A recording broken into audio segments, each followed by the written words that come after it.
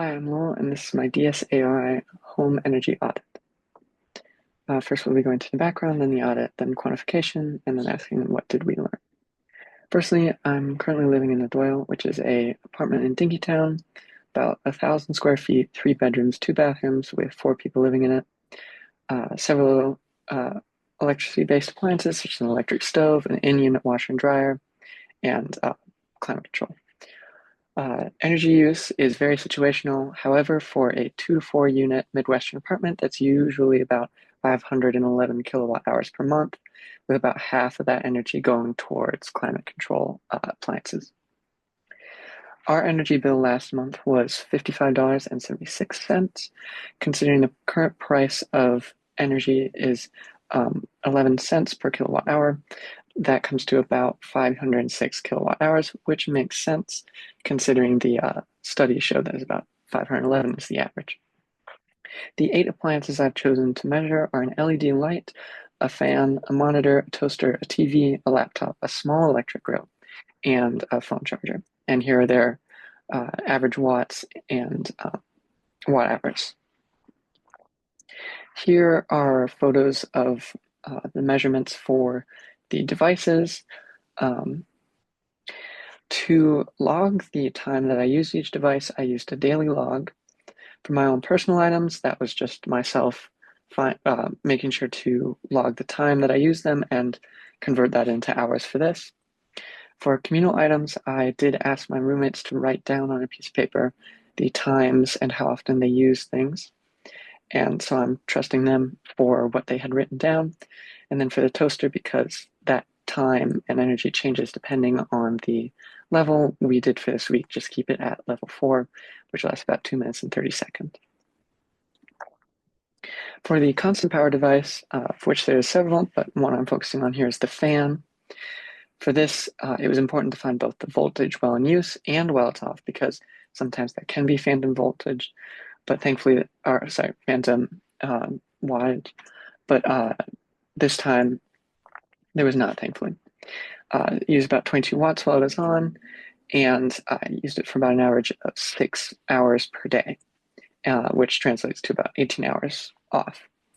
Now, taking that 6 hours per day, you multiply it by the wattage to get 133 watt hours. Converting that to kilowatt hours, you get the kilowatt hours per day, and then times that by 30, you get about almost 4 kilowatt hours per month. Now moving on to the variable power device, I use my laptop, which I plug in while I use. My average daily was about 1.46 hours.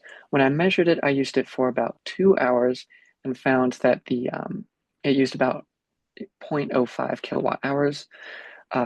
Dividing that by 2 gets about 25 watt hours. Timesing that by the daily average, get about 36.5 watt hours per day, which you then can convert into kilowatt hours, and times by 30, you get a little over 1 kilowatt hour per month. Now, I did have a couple cycle devices. One is that phone charger. I usually charge my phone once a day from about 25 to 30% to full. Doing that takes about 0.007 kilowatt hours.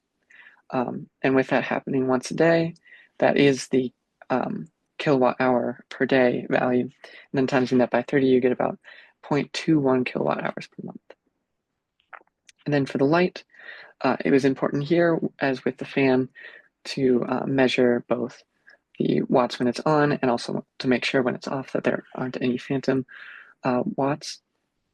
I use it for about 3 hours a day, and thankfully there wasn't any phantom watts.